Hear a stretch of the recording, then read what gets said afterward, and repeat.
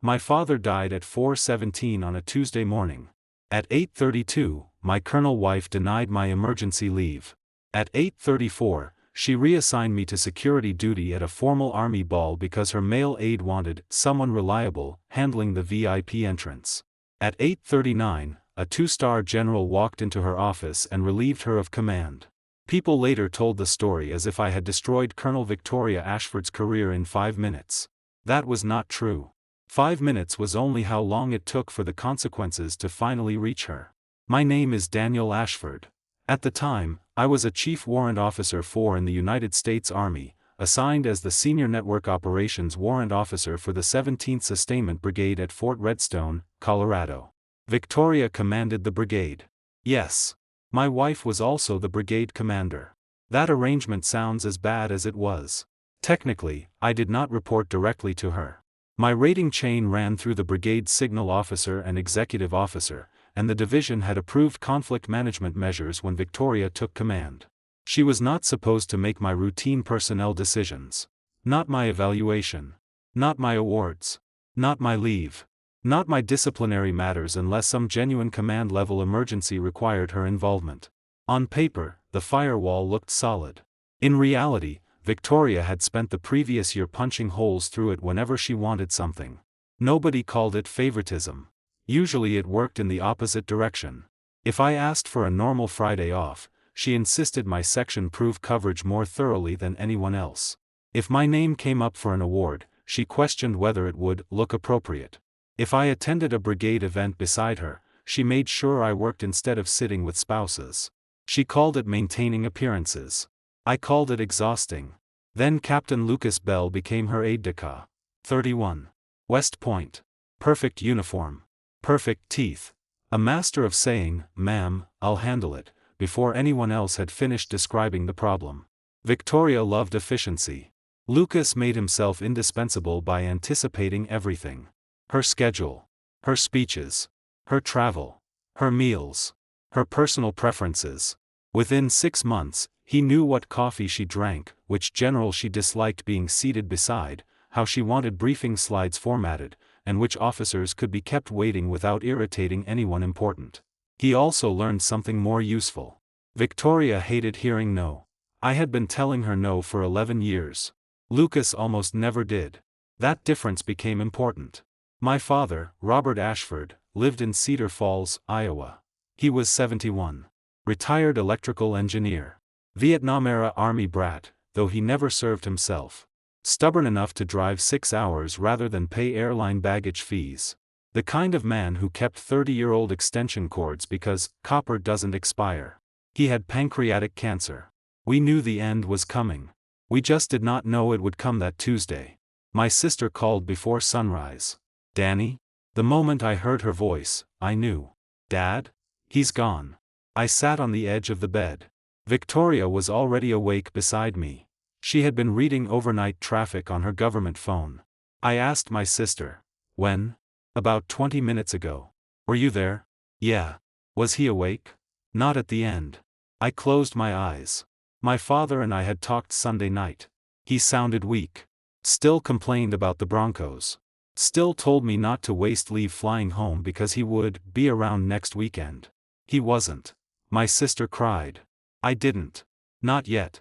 I promised I would call back. Then I sat there holding the phone. Victoria put hers down. "Your dad?" I nodded. For a moment, she was my wife again. Not Colonel Ashford. Not brigade commander. Just Victoria. She touched my shoulder. "Oh, Dan." I leaned into her. Maybe 30 seconds. Then her government phone vibrated. "Lucas." She looked. Something changed in her face. Not cruelty. Work. That was almost worse. "The division command team moved the ball rehearsal to 1300, she said. I stared at her. "My father just died."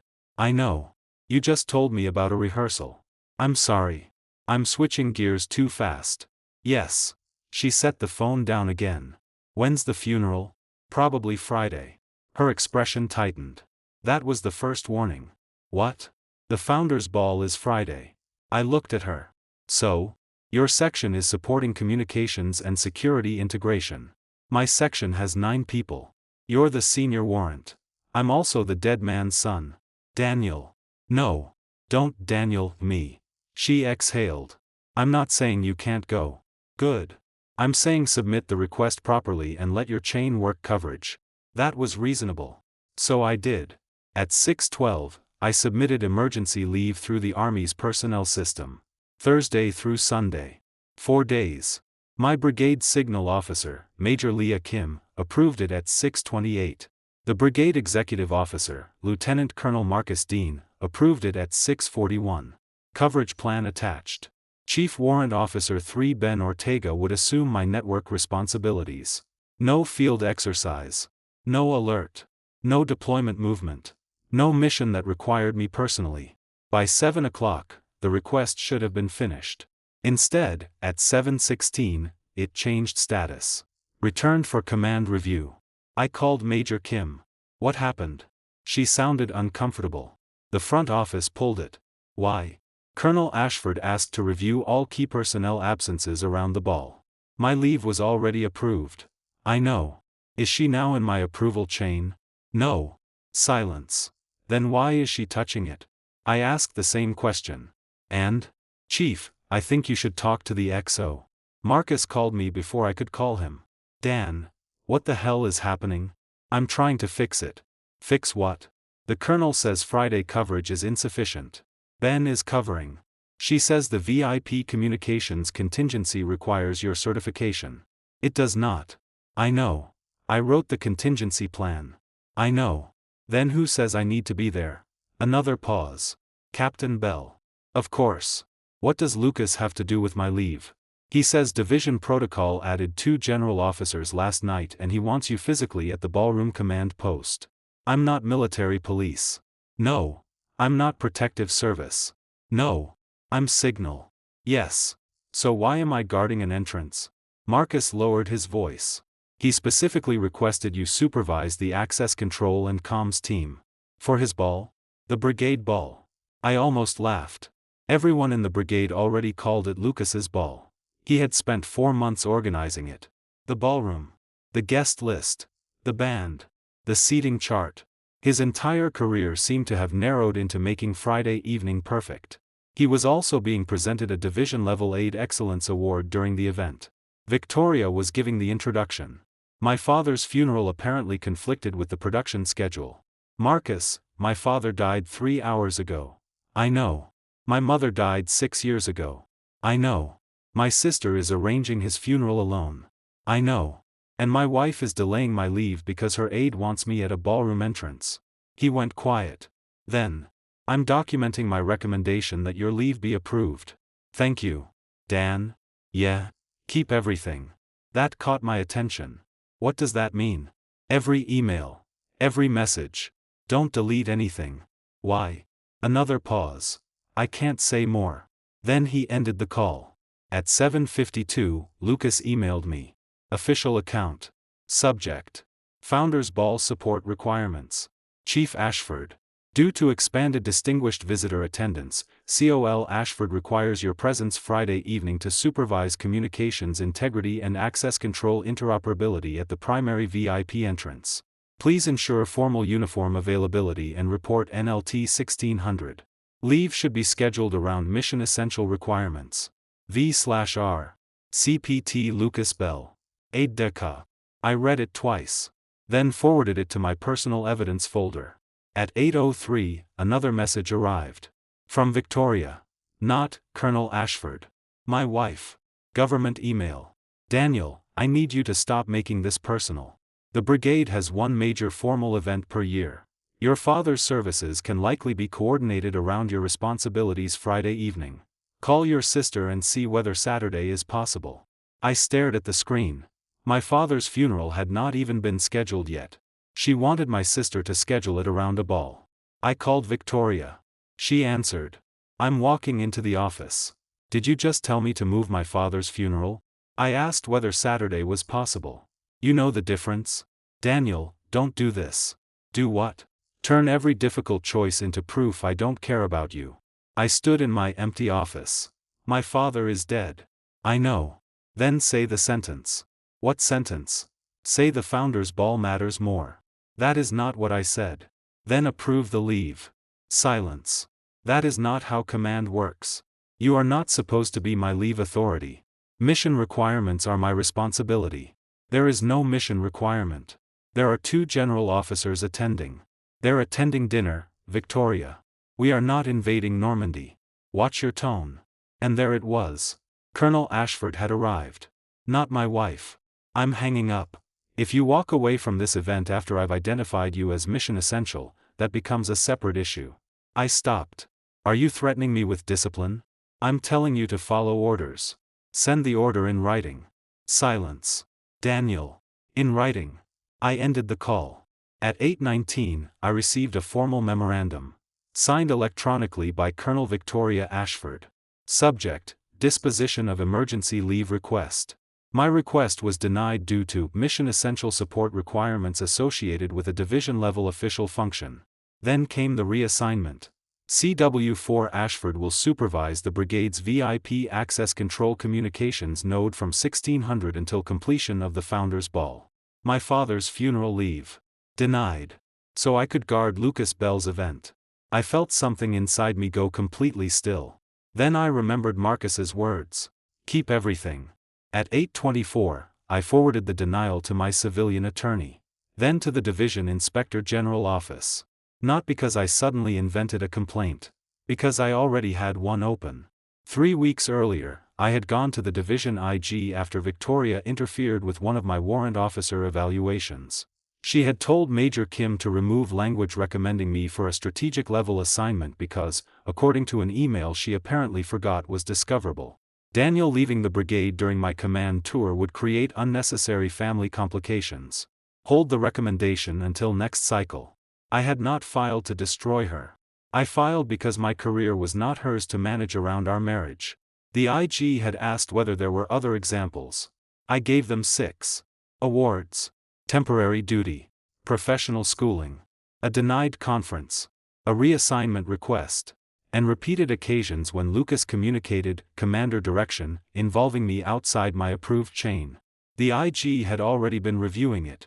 What I did not know was that division leadership had been briefed Monday.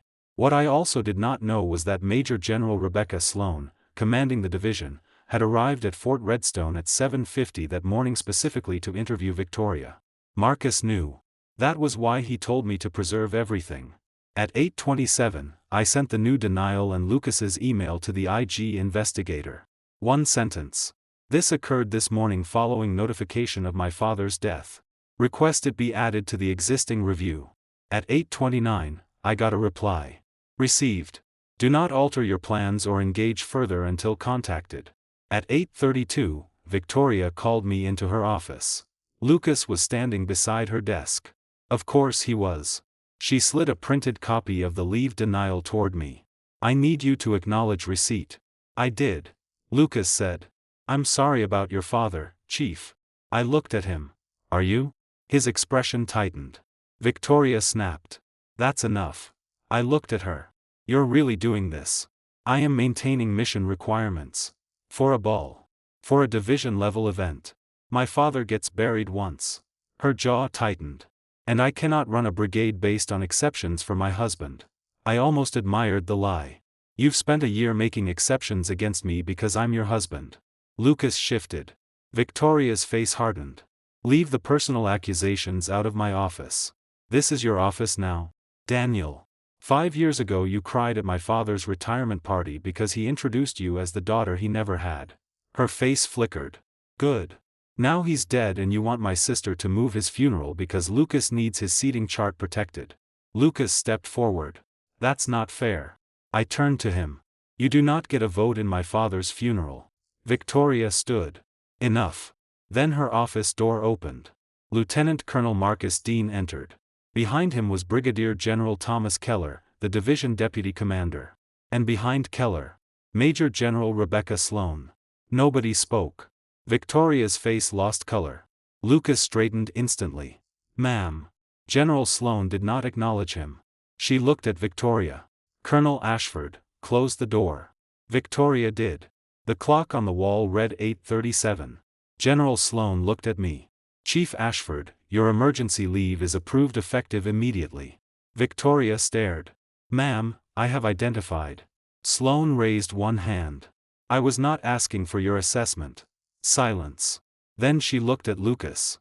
Captain Bell, report to the Division Chief of Staff. Your duties as aide support to Colonel Ashford are suspended pending review. His face collapsed. Ma'am? Now. He left. That was 8:38. Then General Sloane turned to my wife. Colonel Victoria Ashford, effective immediately, you are suspended from command pending completion of an investigation into abuse of command authority, prohibited personnel actions, undisclosed conflicts in supervisory decisions, and potential retaliation against a protected complainant. Victoria stopped breathing. I did too. Sloane continued. You will transfer all command authorities to Lieutenant Colonel Dean. Ma'am, Daniel is my husband. I am aware. He has a personal grievance. I am aware. He filed this because.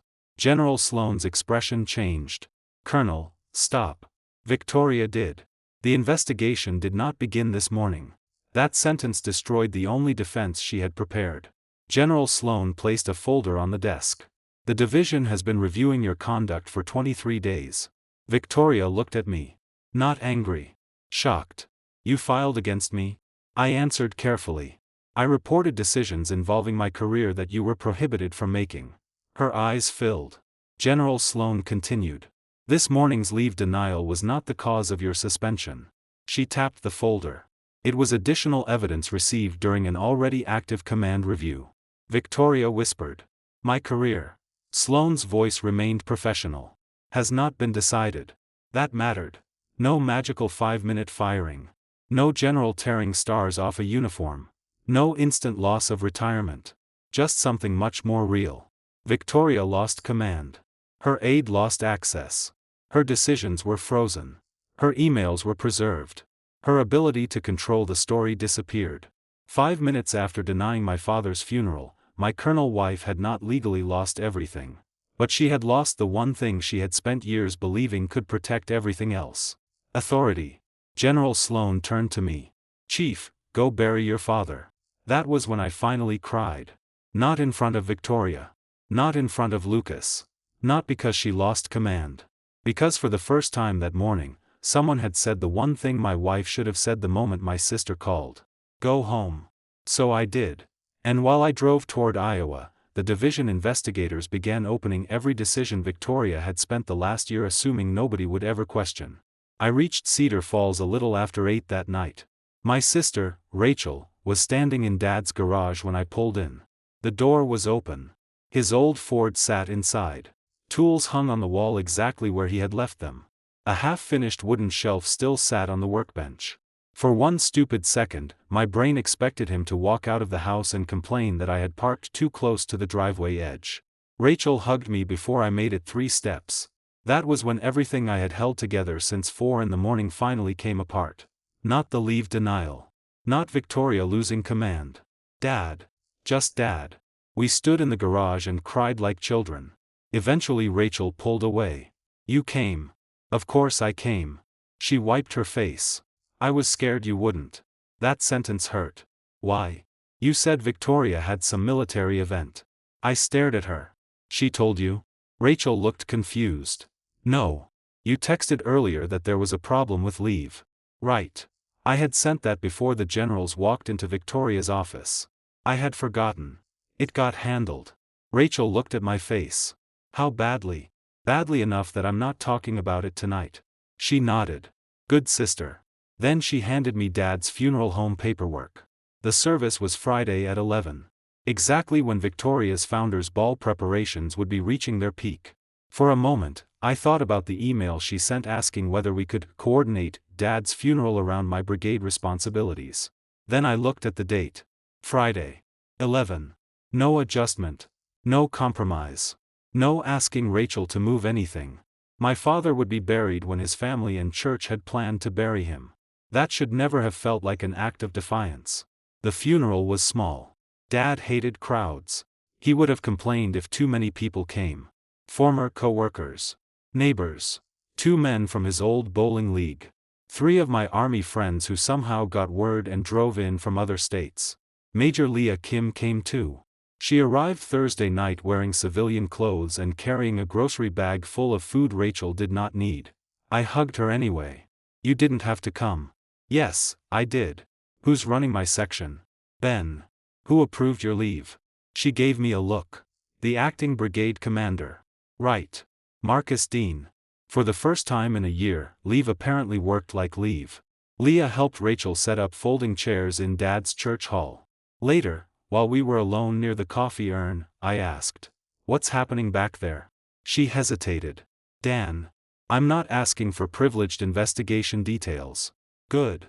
I'm asking whether the brigade is functioning. Yes. All? Still happening. I laughed once. Of course it is. Marcus moved you off the duty roster. Obviously. He also removed the VIP access assignment entirely. I looked at her. Why? Because it never required a CW4. That was not surprising. Still good to hear. So Lucas invented it? Not exactly. What does that mean? He expanded a legitimate communications support requirement into a named position for you. Why? Leah glanced toward the hall. He told operations he wanted someone Victoria couldn't ignore if something failed. I stared at her. That doesn't make sense. It does if he was using you as insurance. How?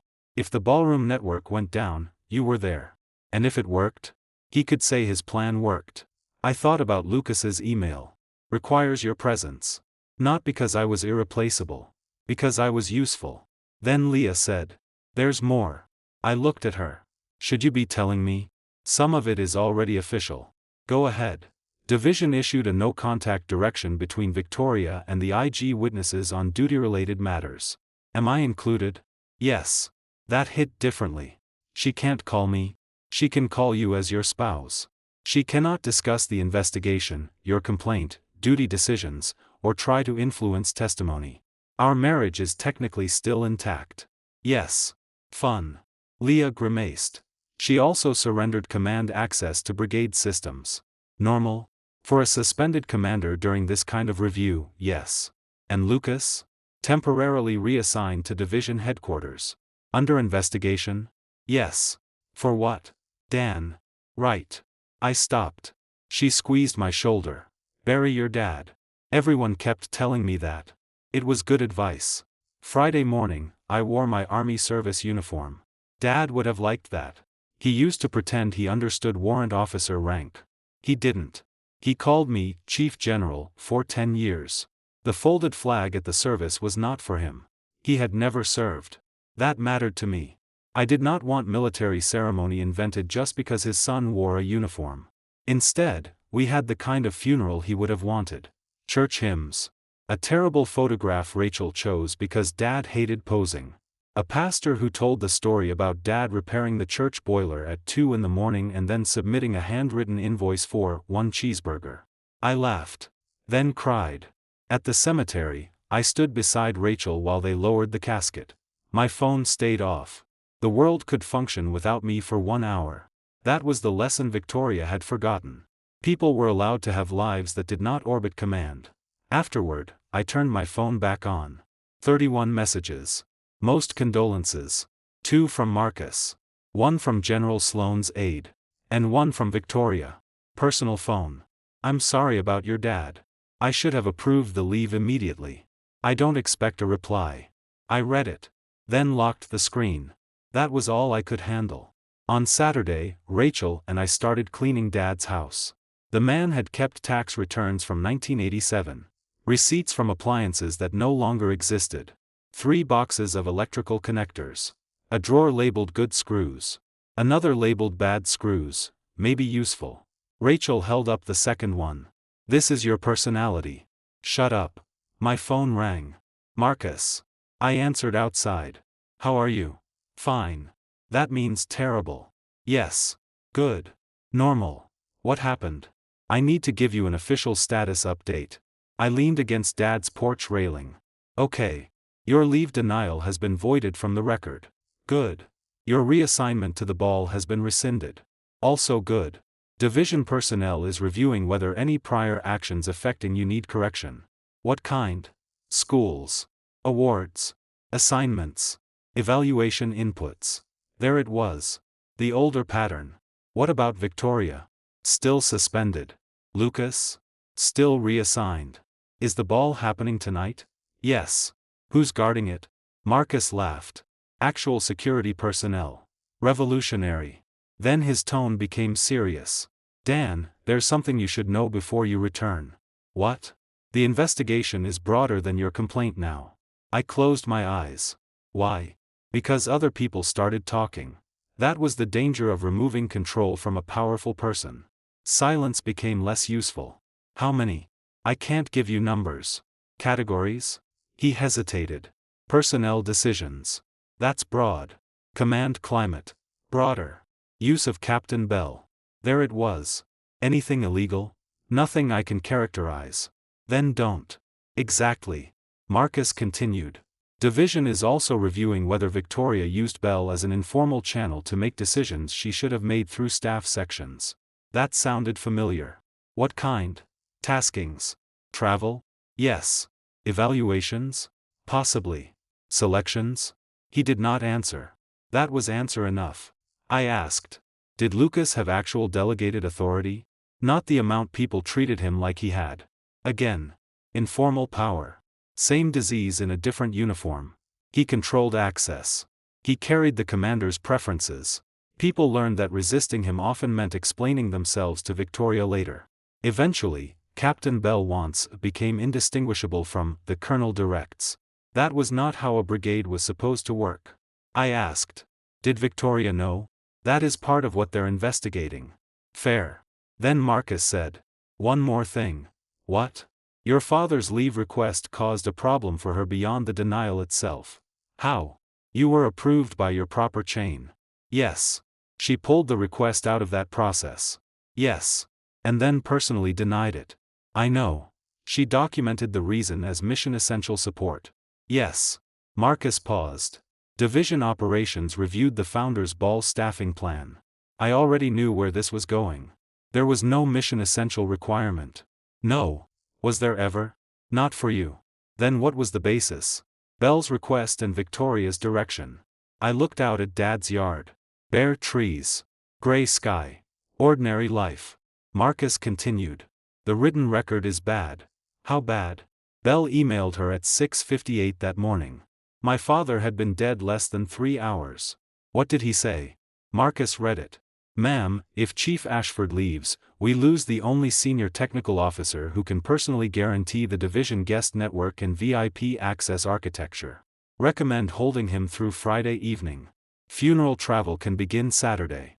I gripped the railing. Funeral travel can begin Saturday. Yes. Did Victoria answer? Yes. What did she say? Another pause. Agreed. Daniel will object because it's family. I need this treated as command necessity, not a marital negotiation. I stared at the snow melting along Dad's front steps. Not grief. Not confusion. A deliberate choice to convert a personal disagreement into command language. Marcus added. 7 minutes later she pulled your leave request. I said nothing. Then. Does Bell know my father died? Yes. He knew when he wrote that? Yes. There are moments when anger becomes too large to feel hot. It becomes quiet. That was one. Anything else? Yes. Of course. Division found a message from Bell to the event coordinator after your leave was denied. What? Chief Ashford is locked in for Friday. No need to worry about last-minute coverage. Locked in. My father had died. I had become coverage. What did the coordinator reply? Wasn't his dad sick? Bell. Colonel is handling it. I closed my eyes. Send me nothing. Marcus sounded surprised. What? I don't want screenshots. I don't want unofficial evidence. If investigators need me, they can interview me. That's smart. I'm tired of carrying this. I know. Then he said. Stay through Sunday. My leave ends Sunday night. I know. I'll be back Monday. Good. Before hanging up, I asked. Did Victoria attend the ball? No. That surprised me. Why? She declined. Because she was suspended? She could have attended as a guest. And? She said it would be inappropriate. For once, she was right. The founder's ball happened without the colonel who had spent months planning it. Lucas did not attend. I did not attend. The brigade still ate dinner. The band still played. The general still spoke. Nothing collapsed because 3 people were absent. That should have been obvious from the beginning. Sunday night, before I left Iowa, Rachel handed me one of Dad's old notebooks. "What's this?" He wrote down everything. "That does sound like him." She smiled. "Look at the last page." I opened it. Dad's handwriting had become shaky near the end. There were dates, doctor visits, bills, small reminders. Then one line written 2 weeks earlier. "Dan says command may move him next year. Hope he takes the good job. Vicky will manage." I read it twice. Rachel asked, "You okay?" No, because Dad had still believed in her. Even near the end. He had assumed Victoria would support my career. Support me. Manage. That word hurt. I put the notebook in my bag. Monday morning, I returned to Fort Redstone. The brigade headquarters felt different. Not chaotic. Quieter. People looked at me, then looked away. Marcus met me in the hallway. "Welcome back." "Thanks. General Sloan wants to see you at 10. "Interview?" "Not exactly." "What then?" He handed me a memorandum. Formal. Division letterhead. My previous professional development application to the Joint Communications Planning course had been reinstated. So had a strategic assignment nomination Victoria had blocked. My evaluation record was under corrective review. And every personnel decision in which she had directly intervened despite the conflict firewall was being re-examined. I looked at Marcus. "How many?" 11. I had documented 6. Division found 5 more. Then he handed me a second page. Victoria's command review had expanded to include improper intervention in protected personnel processes, potential retaliation, failure to follow conflict of interest safeguards, misuse of an aide as an informal command channel, and making a knowingly unsupported mission-essential determination to deny emergency leave. No verdict. No career-ending order. Yet. Just findings being developed. Then Marcus said, "One more thing." I looked at him. "Lucas asked for counsel. That's his right." "Yes." He also submitted a written statement. "What does it say?" "I can only tell you the part involving you because investigators will ask." I waited. Marcus looked uncomfortable. "He says Colonel Ashford repeatedly told him you needed to be managed differently because you used your marriage to resist her authority." I stared at him. "I used our marriage?" "That's his statement." "Anything else?" "Yes. He says she told him your father's funeral request was a test." The hallway seemed to narrow. "A test of what?" Marcus answered quietly. "Whether you would follow her command decision when family and duty conflicted." I said nothing. Because that changed the leave denial again. It had never been about ballroom communications. Not really. Not even about Lucas. My father's death had become a loyalty test. And Victoria had chosen the worst possible day to prove she still believed command authority gave her the right to decide where my duty to her ended and my duty to my family began. At 10 o'clock, I walked into General Sloan's office. The folder on her desk was almost twice as thick as it had been Friday morning. She looked at me and said, "Chief Ashford, we need to talk about whether Colonel Ashford's conduct was a single failure of judgment." She touched the folder. "Or a pattern." I already knew the answer. The investigation was finally catching up. General Sloan did not begin with my father's funeral. She began with my career. That told me everything. The folder on her desk contained 11 personnel decisions Victoria had touched during the previous 14 months despite the conflict management memorandum that was supposed to keep her out of my chain. Some had helped me. Most had not. That distinction mattered. If every decision had hurt me, Victoria could claim personal hostility. If every decision had helped me, she could claim favoritism. What investigators found was more complicated. She interfered whenever my career created a problem for her. The first example was an advanced communications course at Fort Eisenhower. My branch manager recommended me. Major Kim supported it. The course would have taken me away for 9 weeks. Victoria sent the Brigade XO a note. "Given current command tempo and household demands, Daniel should defer until next cycle." Household demands. Not mission requirements. Not staffing. Our house. The second involved a joint assignment in Germany. A senior warrant officer billet. Promotion potential. Excellent career move. Victoria asked the personnel office whether the nomination could be delayed until after her brigade command ended. The reason? Dual location family concerns could negatively affect command stability. Again. Her command stability. Not mine. The third was more subtle. A brigade award nomination. I was one of 4 officers recommended for a division-level technology award after leading a network modernization project. Victoria removed my name before the package left brigade headquarters. Her handwritten note. Optics problematic. Commander's spouse receiving brigade nomination creates appearance concerns. General Sloan looked at me. Did you know about that? No. Would you have one? No idea. Did you expect special treatment? No. Then why does it matter? Because there were conflict procedures for exactly this. Correct. If there was an appearance problem, Victoria was supposed to recuse herself. Let the deputy commander review it. She did not. She made the decision herself. Against me. That became the pattern. Victoria kept insisting she was preventing favoritism. But investigators found she was not neutralizing her role. She was using it. Sometimes to block things that inconvenienced her. Sometimes to overcorrect so nobody could accuse her of helping me. Both meant the same person was still making the decision. General Sloan turned a page. Tell me about Captain Bell. What do you want to know? Your impression of his role. Official or actual? Both. Officially, aide de camp. And actually? He became the filter between Victoria and everyone else. How? People started asking him what she wanted before they briefed her. Did he issue orders? Not formally. Did people treat his requests like orders? Yes. Did you? No. That answer made Sloan look up. Why not? Because he wasn't in my rating chain. And when he said he spoke for Colonel Ashford? I asked for written tasking or confirmation through staff channels. That created friction. Yes. With him? Yes. With your wife? Yes. How much? I thought about it. Enough that she started calling me difficult. Sloan made a note. Examples? One time Bell tried to redirect 2 of my warrant officers to support a commander's conference without going through Major Kim. What did you do? I declined. Then? Victoria called me into her office and said I was undermining her aide. What did you say? That an aide doesn't own brigade manpower. Sloan almost smiled. Almost. And her response? She said I was technically correct and professionally unhelpful. That did make Sloan smile. Briefly. Then she opened another document. An email from Victoria to Lucas.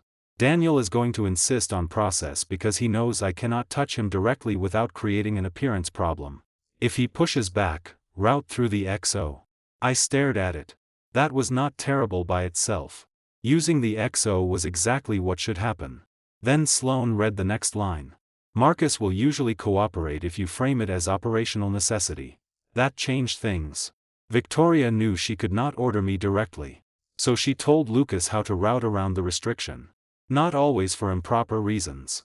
But enough that the conflict firewall became theater. General Sloan asked. Did you believe Lieutenant Colonel Dean was part of this? No. Why? Marcus pushed back more than people realized. She nodded. He did. That mattered. Marcus had not been perfect. But investigators found repeated emails where he told Lucas. Need commander direction in writing. Or. This belongs with S6, not the aide shop. Or. Do not use CW4 Ashford's marital relationship as a personnel factor. The system had people trying to work correctly. Victoria kept treating those controls as unnecessary friction. Then came the leave denial. Sloan placed the memorandum on the desk. Why did you request 4 days? Travel, funeral, family. Could brigade operations function without you? Yes. Was there qualified coverage? Yes. Any alert status? No. Deployment movement? No. Cyber incident? No. General officer visit requiring a warrant officer at the door? No. She nodded. Then. Did you know Captain Bell had already been told by Division Communications that the ball's guest network contingency could be handled by the normal support team? I looked at her. No. He knew. That was new. When? Monday afternoon. My father died Tuesday morning. So before he recommended holding me through Friday, Lucas already knew I was not technically necessary. What did he tell Victoria? Sloan read from a message. Signal says they can cover without Chief Ashford, but I strongly recommend keeping him. His presence reduces risk if anything goes wrong. Victoria replied. Understood. If there is a defensible mission reason, use it. I felt cold. Not Wyoming snow cold. Something quieter. Defensible. Yes. She asked for a reason after learning coverage existed.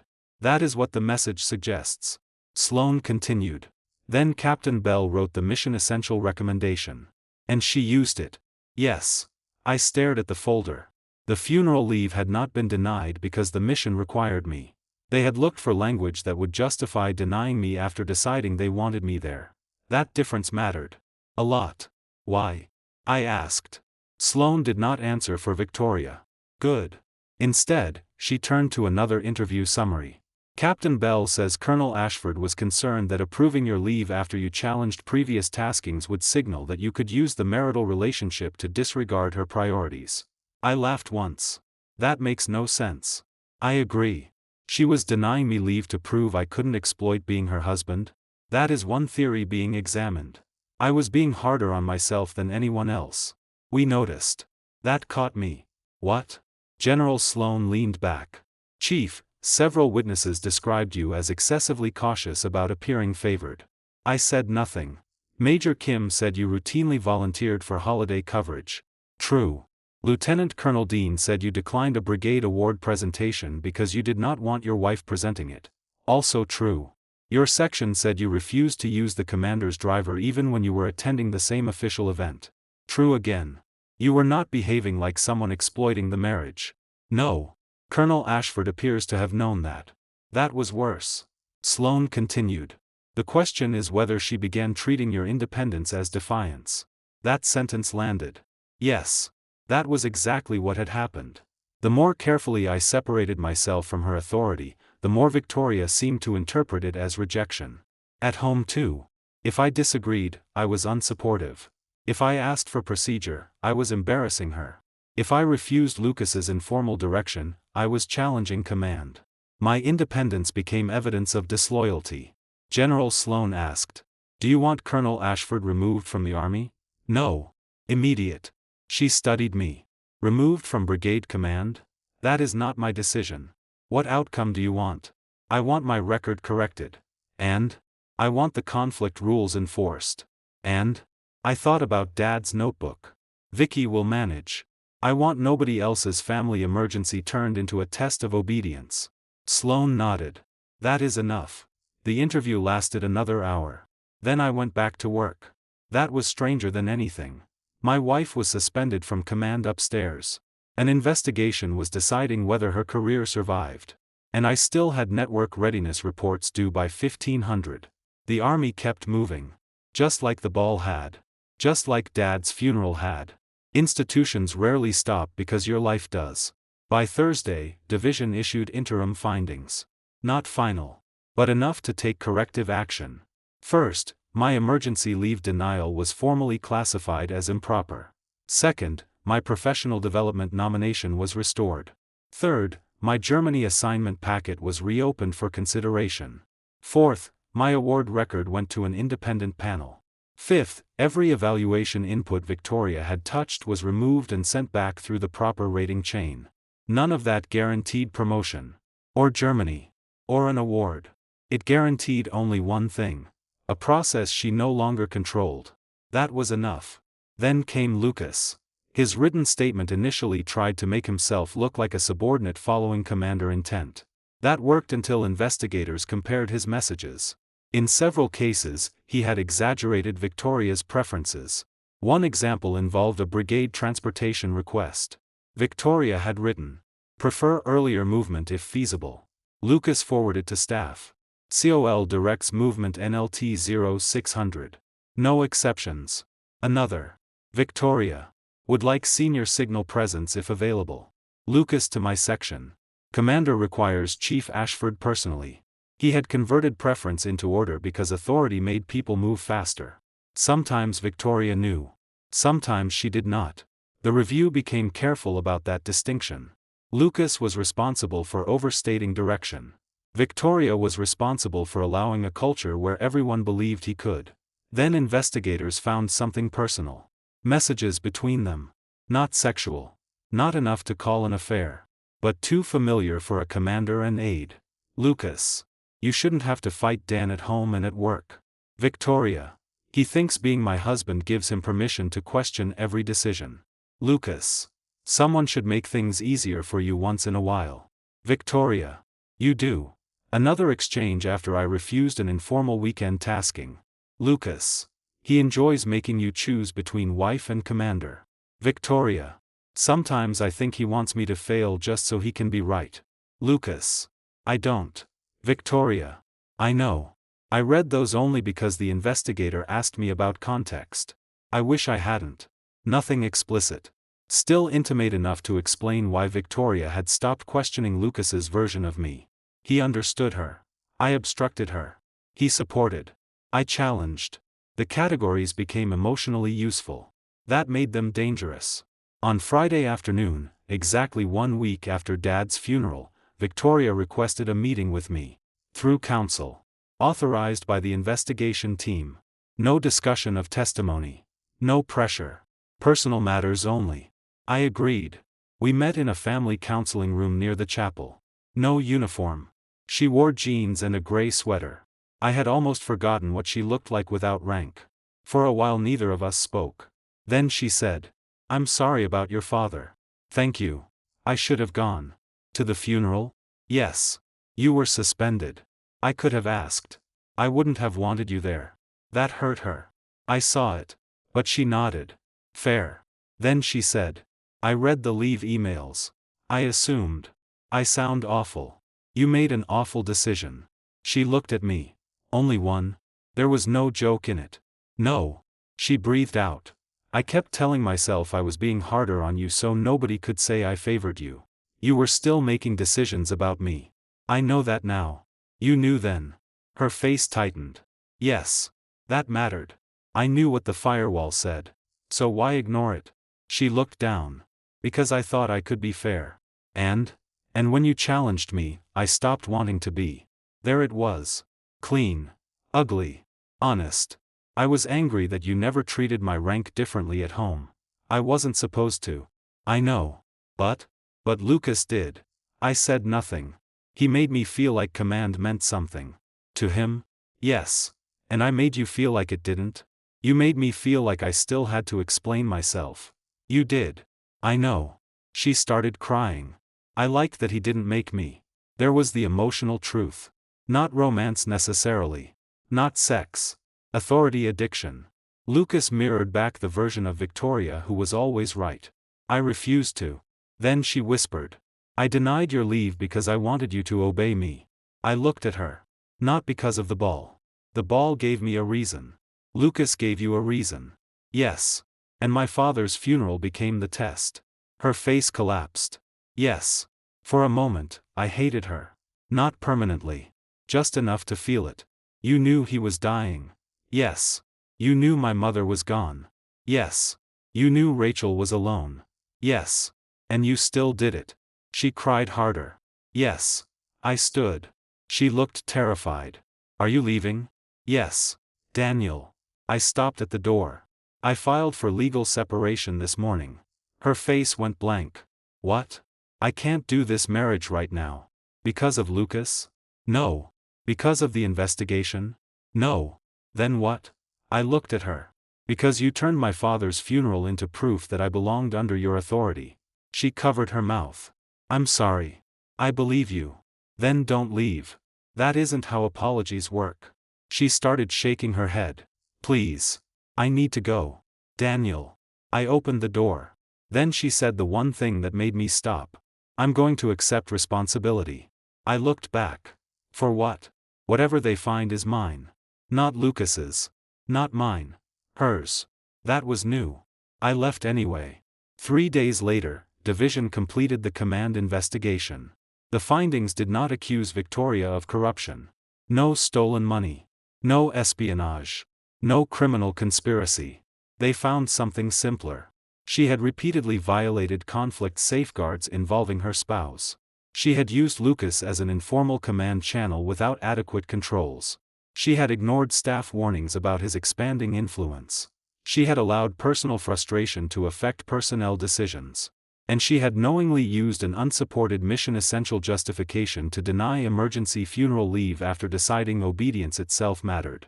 The report went to Major General Sloan. Victoria's command was finished. The only remaining question was whether her Army career was too. Victoria did not lose her career the day General Sloan suspended her. She lost command. Those were different things. The Army is slower than revenge stories. A general cannot look at one ugly email and erase 22 years of service before lunch. There are investigations, legal reviews, adverse action procedures, officer evaluation consequences, boards, appeals, and, depending on the findings, decisions about whether someone is still fit to serve at the rank they hold. Victoria had to go through all of it. The completed command investigation landed on General Sloan's desk 3 days after I told Victoria I wanted a legal separation. I did not see the report. Not then. I received only the portions relevant to corrections in my own personnel record. But Marcus called me after the brigade leadership was briefed. She's not returning to command. I already expected that. Official? Yes. Who takes the brigade? Dean through the change of command process. And Victoria? Attached to division headquarters pending disposition. That meant she still wore colonel rank. Still received colonel pay. Still served in the Army. But she no longer commanded anyone. For Victoria, that distinction was brutal. She had spent her entire adult life climbing toward brigade command. ROTC. Company command. Battalion operations. Command and General Staff College. Battalion command. War College. Colonel. Then the brigade. She once told me the eagle on her chest felt like proof that every sacrifice had meant something. Now the eagle remained. The authority behind it did not. What did the investigation substantiate? I asked. Marcus hesitated. I can give you only what affects the brigade. Fine. Improper interference in personnel actions involving you. Expected. Failure to follow the division conflict management plan. Expected. Improper use of Bell as an informal channel. Yes. Retaliatory treatment after protected complaints. That one made me stop. Retaliatory? The investigators concluded some actions after your IG contact were materially influenced by the fact that you had challenged her authority and sought outside review. Did she know I had gone to IG? Not initially. So how can it be retaliation? She knew by the time of 2 later actions. Which? I can't discuss all of it. Funeral leave? Yes. I closed my eyes. That made the timing worse. Victoria had denied my father's funeral leave while knowing I had already complained about her interfering in my career. Not only a bad personnel decision. A commander acting against someone who had used a protected process. Marcus continued. The report also found she made a knowingly unsupported mission-essential determination. Because coverage existed. Yes. And the ball wasn't a mission. Correct. What about Lucas? Separate administrative action. Is he getting thrown out? Don't know. Did they find an affair? No substantiated sexual relationship. That mattered. The truth was already bad enough. No need to invent a worse one. What did they find? Improper professional boundaries. Misrepresentation of commander intent. Acting outside delegated authority. Possible integrity issues in statements during the investigation. Possible? His counsel is challenging some findings. Fair. Then Marcus said. Dan, there's one more thing. What? Victoria waved rebuttal on several factual findings. I frowned. She admitted them. She submitted a statement through counsel saying she disputes some characterizations but does not dispute that she allowed personal frustration to influence decisions involving you. That sounded like the woman I met in the chapel room. What happens now? General Officer Memorandum of Reprimand is likely. A Gomer. Potentially career-ending depending on where it was filed. And? Possible relief for cause evaluation. I knew what that meant. A negative officer evaluation documenting that she had been relieved from command. At Colonel, that could end promotion potential completely. Not that there was much rank above Colonel to begin with. For Victoria, the next realistic path had always been a 1-star selection board. Brigadier General. She had been competitive. Before this. Now? Not anymore. Still, a lost promotion was not the same as losing everything. I asked. Could she stay in until retirement? She already has retirement eligibility. Could she retire as a colonel? That depends on grade determination. There it was. The Army could review the highest grade in which an officer served satisfactorily. If her colonel service was judged unsatisfactory, retirement at lieutenant colonel was possible. Not automatic, but possible. That was the first time I understood how far the consequences could reach. Not just command, rank, retirement status, legacy. All because she had used authority that was never supposed to touch me. The formal hearing took place 3 weeks later. Not a court-martial. There were no prosecutors marching around dramatically. It was an administrative command review with legal counsel, written findings, and Victoria's opportunity to respond before General Sloan made final recommendations. I was called as a witness for one section. Only one. The leave denial. The investigating attorney asked, "When did you notify your chain that your father had died?" "Shortly after 0600. "Did your immediate chain approve emergency leave?" "Yes." "Were you aware of any operational requirement that could not be covered by another qualified officer?" "No." "Did anyone tell you that your attendance was necessary because of a deployment, alert, cyber incident, or other operational emergency?" "No." "What reason were you given?" "Support to the Founders' Ball." "Who communicated that?" "Captain Bell first. Then Colonel Ashford." "Did Colonel Ashford identify the assignment as mission essential?" "Yes." "Did you believe it was?" "No." "Why?" "Because my deputy was qualified to cover the communications requirement, and because the task I was personally assigned involved a formal social event rather than a unique technical responsibility." The attorney nodded. "Then, were you aware at the time that Division Communications had already confirmed ordinary support personnel could cover the event?" "No." "Did you ask Colonel Ashford to put the order in writing?" "Yes." "Why?" That answer mattered. Because she was my wife and also the commander, and the conflict safeguards existed specifically so there would be a record if she personally intervened. Across the room, Victoria lowered her eyes. I did not look at her again. Her attorney questioned me next. Professional. Not hostile. "Chief Ashford, had you and Colonel Ashford argued about Captain Bell before your father's death?" "Yes." "Frequently?" "Yes." "Did you dislike Captain Bell?" "Yes." "Could that have affected your perception of his request?" "Of him, yes. Of whether I was technically required at the ball, no." "How can you separate those?" "Because staffing requirements can be verified independently." That ended that line quickly. Then, were you emotionally distressed the morning your leave was denied? Of course. Could that have affected your tone with Colonel Ashford? Yes. Did you speak disrespectfully? I challenged her. That wasn't my question. I thought about it. I was sarcastic once. What did you say? That we weren't invading Normandy. A few people in the room almost smiled. Victoria did not. Her attorney asked, "Did Colonel Ashford threaten arrest?" "No." "Confinement?" "No." "Criminal charges?" "No." "Did she order you to miss the funeral explicitly?" "She denied leave covering the funeral period and ordered me to report Friday afternoon." "Thank you." Fair questions. Because accuracy mattered. Victoria had abused command authority. She had not threatened to put me in jail. The hearing did not need embellishment. Then I was dismissed. I waited outside for 40 minutes. When Victoria came out, she stopped several feet away. Her attorney continued walking. Mine did too. We were alone in the corridor. "How was it?" I asked. She gave a tired laugh. "You were there. For my part. They showed me everything." "What does everything mean?" "All 11 personnel actions." She looked exhausted. "And the messages with Lucas?" I said nothing.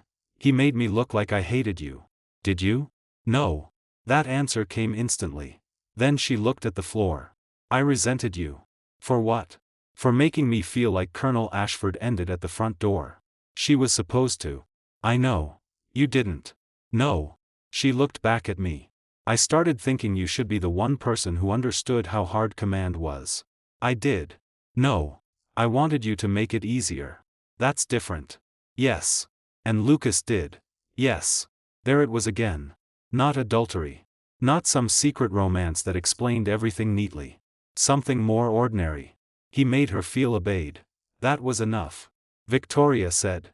They asked whether I denied your leave to punish you. What did you say? Yes. The word hit hard. You told them that? I told them the ball was real, the support requirement existed, but I knew you personally weren't necessary. I stared at her.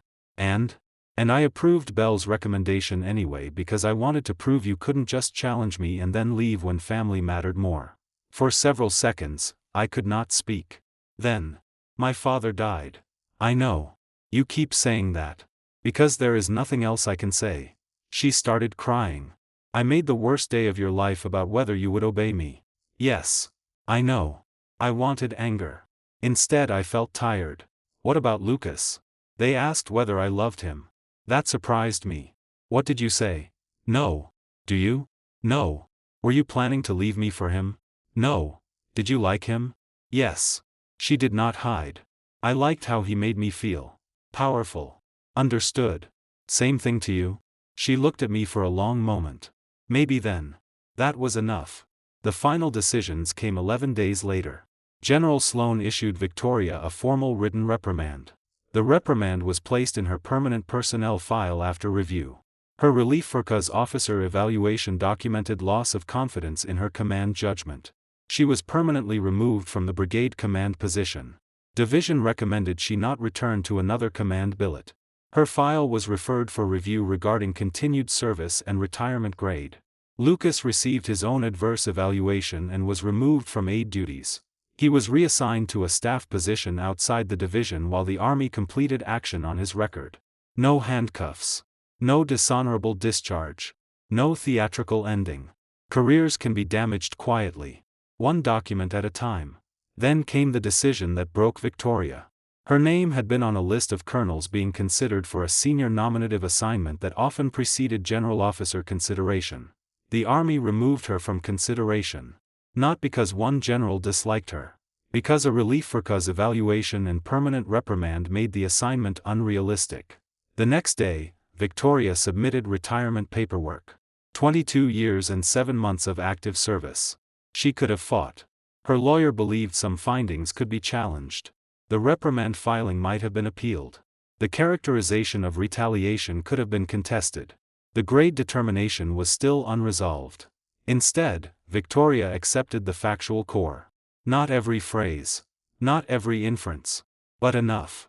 She requested retirement. At colonel if the Army approved it. Lieutenant colonel if it did not. When I heard, I called her. First personal call in almost a month. You're retiring? Yes. You sure? No. That answer hurt. Then. But I don't trust myself in command right now. I stayed quiet. She continued. If they gave me another brigade tomorrow, I would spend every day wondering whether I was leading or controlling. That's probably worth asking. I should have asked it sooner. Yes. Then she said. I lost everything. I almost corrected her. She still had retirement. Money. Friends. A future. But I understood what she meant. The Eagle. The brigade. The general officer track. The identity she had built around being Colonel Ashford. So I said. You lost command.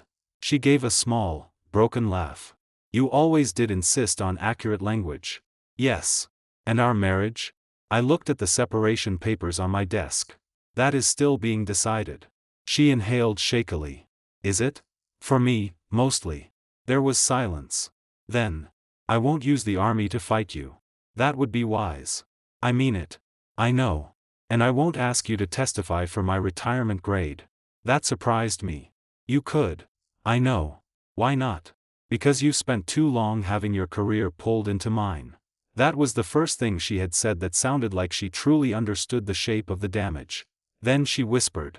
Go live your own career, Daniel. For once, it did not sound like an order. 2 weeks later, my Germany assignment nomination cleared the independent panel. Not selected yet. Just cleared. A fair process. My advanced course was approved. My evaluation corrected. My award packet restored. Nothing guaranteed. Nothing gifted. Just opportunities returned to the place Victoria had tried to hold them. And the same week my career reopened, hers moved toward an ending. Not because I destroyed it. Because once the Army examined the pattern, the rank on her chest could no longer protect the decisions underneath it. Victoria's retirement grade review took almost 6 weeks. That was longer than either of us expected. The delay came from one question. Was her service as a colonel satisfactory enough for her to retire in that grade? Not whether she had ever been a good officer. She had. Not whether she had served honorably for more than 20 years. She had. The question was narrower. And harsher. Whether the misconduct tied to her brigade command outweighed the rest of her service as a colonel.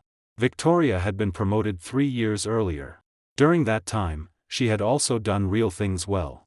She improved maintenance readiness. Reduced preventable vehicle accidents. Fixed a broken family support program. Pushed subordinate battalions to stop hiding staffing shortages inside optimistic readiness reports. Her deployment record was strong. Her previous evaluations were strong. None of that disappeared because she later abused authority involving me. That mattered. So did the fact that the worst findings occurred while she held the same rank she wanted to retire with. The Army had to weigh both. I stayed out of it. Completely. Her attorney sent one request through mine. Would I submit a character statement saying Victoria's actions toward me did not erase her entire career? I declined.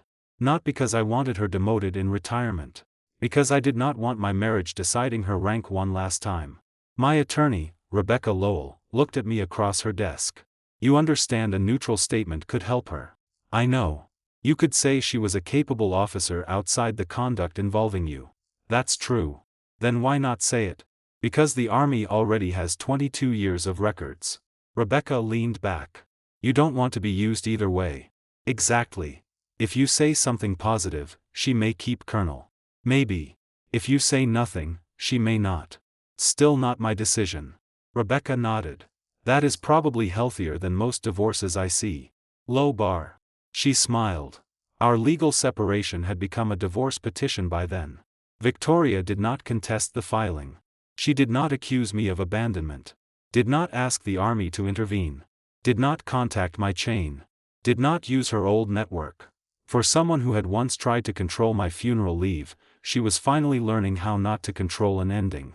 The first settlement conference was almost boring. House. Retirement division. Savings. 2 vehicles. A cabin near Estes Park. No children. That simplified things. The hardest issue was Victoria's military pension. Not because either lawyer was unreasonable. Because retirement grade still had not been decided. If she retired as colonel, the pension calculation would differ from retiring as lieutenant colonel. Rebecca suggested waiting. Victoria agreed immediately. No manipulation. No trying to settle before the grade review. Again, progress. Then one afternoon, General Sloan's office called me. Not about Victoria. About Lucas Bell. I was asked to provide a supplemental statement. His case had shifted.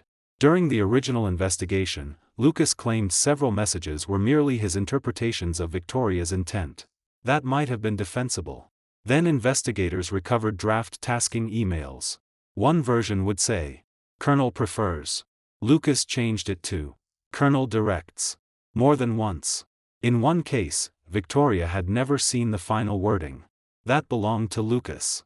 Another issue involved his initial statement about my funeral leave. He claimed he believed my technical presence was necessary. Investigators found a message from division signal staff telling him the opposite before he recommended denying me leave. That created an integrity problem. Again, not criminal fraud. Administrative honesty. I was interviewed for 40 minutes. The investigator asked, Did Captain Bell ever tell you division signal believed your presence was unnecessary? No. Did he present his recommendation as a technical requirement? Yes. Did you challenge him? Yes. What did he say? That he was acting on Colonel Ashford's priorities. Did you believe him? Sometimes. Sometimes? I believed he had influence. I did not assume every statement he made was a direct order. Why? Because he exaggerated. Did you know that then? I suspected it. How? His language was usually more absolute than Victoria's. That answer seemed important. The investigator nodded. Then asked, Do you believe Captain Bell caused Colonel Ashford's conduct toward you? No. Immediate. He looked up. Why not? Because he could recommend. She decided. That was the line I refused to cross. Lucas had made himself useful. He manipulated tone. He amplified conflict. He encouraged Victoria to see me as an obstacle. But he did not sign my leave denial. He did not block my course. He did not remove my award nomination. He did not stop a proper conflict recusal. Victoria did those things. Lucas's influence explained. It did not excuse. 3 weeks later, his disposition became official. He received a permanently filed reprimand. His officer evaluation documented misuse of informal authority and failure to accurately represent commander intent. He was removed from future aide consideration. A promotion recommendation was withdrawn. He remained in the army. At least for the moment. His record would go before future boards like everyone else's. Some people in the brigade thought that was too light. Others thought it was career death. The truth was somewhere between. He had not committed a crime. But officers depend heavily on trust. Once the record says you knowingly made your own preferences sound like orders from a colonel, trust becomes difficult to rebuild. Lucas requested reassignment. The army approved it. He left Fort Redstone for a staff billet in Texas. The day before he departed, he asked to meet me. I almost said no. Then agreed. Public place. Coffee shop outside post. No uniforms. He arrived early. For the first time since I had known him, he looked ordinary. No polished aide binder. No commander's schedule. No people watching him because he stood near power. Just Lucas. He started with, "I owe you an apology." Yes. That surprised him. Maybe he expected me to make it easier. He continued. "I should never have pushed the funeral coverage. No. I knew division signal said they could handle it. Yes. I still thought having you there was safer. For the event. Yes. Not for the mission." He looked down. "No. That distinction mattered." Then he said. "I thought you were difficult on purpose. I probably was difficult sometimes. You made everything formal. Because you were in formal authority. I know that now. You knew it then." He looked at me. Not the way I should have. I almost laughed. Everyone seemed to be learning the same phrase. I know now. Too late is still a kind of knowledge. Lucas took a drink. Then. "I thought you were jealous of me." I was. He looked surprised. "Really?" "Yes. Because of Victoria?" "Yes." That did not absolve him. It just made me honest. "I saw how she talked to you." He looked uncomfortable. "I liked it. I know. She listened to me." "Yes." "She trusted me." "Yes." And I started thinking that meant I understood command better than the staff. "Exactly." He exhaled. "Then when people pushed back, I thought they were protecting turf. Sometimes they were." He looked up. "That's what made it easy." "Yes. Bad systems survive because sometimes their shortcuts work." Lucas got results. Victoria rewarded results. The staff learned that fighting him cost time. Eventually nobody could tell where convenience ended and abuse began. He said. "I told her you didn't support her." "I know. I shouldn't have." "No. Do you think I ruined your marriage?" "No." He looked almost disappointed. Not because he wanted credit. Because he wanted one simple cause. "I did too, sometimes." "You were part of it," I said. But the marriage was ours." He nodded. Then. "She cared what you thought more than anyone. That was the problem." He frowned. "How?" "She started treating disagreement from me like betrayal." Lucas understood. Because he had benefited from the opposite. "I never disagreed with her enough." "No. I thought that was loyalty. It was useful." That hurt him. "Good. Useful is not the same as loyal." We finished the coffee. At the door, he said. "I'm sorry about your dad." I believed him this time. "Thank you." That was the last time I saw Lucas Bell. 2 days later, Victoria called. Her voice was strangely calm. The grade determination came back. I stood at my kitchen counter. "And? Colonel." I said nothing for a second. Then. "Okay." She laughed softly. "That's all? What do you want me to say?" "I don't know." There was relief in her voice. And shame about feeling relieved. "The review found my service at grade satisfactory overall despite the adverse findings." "That seems possible." They cited the reprimand. I assumed. The relief for cause. Yes. And the personnel interference. Yes. But they also cited my previous colonel assignments and the fact that the misconduct, while serious, did not define the full period at grade. That sounds balanced. She became quiet. I thought you'd be angry. Why? Because I still get to retire as Colonel Ashford. The title. There it was. I thought about it. Do you think keeping the rank means the investigation was wrong? No. Do you think it gives you command back? No. Does it reverse Dad's funeral? Her voice broke. No. Then why would I care what your retirement card says? She cried. Not loudly. Just a few breaths. Then. I used to think rank was the verdict on who I was. I know. Colonel meant I was right. No. I know that now. There it was again. But this time the sentence sounded different. Less like regret. More like something she had actually absorbed. Her retirement date was set for 4 months later. No brigade ceremony. She declined one. Instead, Division arranged a small retirement event. 22 years of service deserved acknowledgement. Even after failure. That distinction mattered too. Marcus asked whether I would attend. No. Sure. Yes. You don't think that'll look harsh? I'm divorcing her. Fair.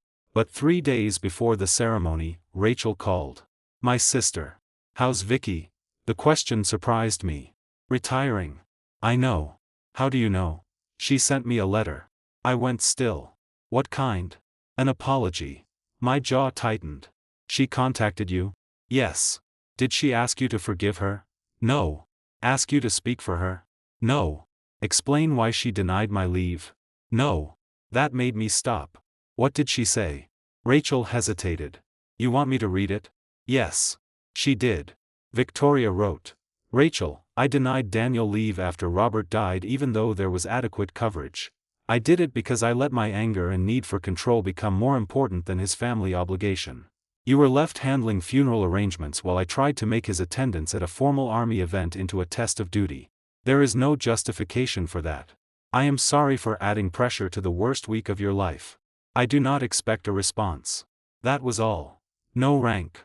No investigation. No Lucas. No excuses. Rachel asked. What do you want me to do? Whatever you want. You won't be mad if I answer? No. I think I'm going to. Okay. Another pause. She loved Dad, you know. I know. That's what makes it worse. Yes. Rachel's voice softened. But maybe that's also why she understands it now. Maybe. After the call, I sat alone for a while. Then I opened Dad's notebook again. The last line. Vicky will manage. He had believed she would manage because that was what Victoria did. Managed people. Problems. Timelines. Careers. Even grief, apparently. What she had never learned was that some things should not be managed. They should be respected. My father's death. My career. Our marriage.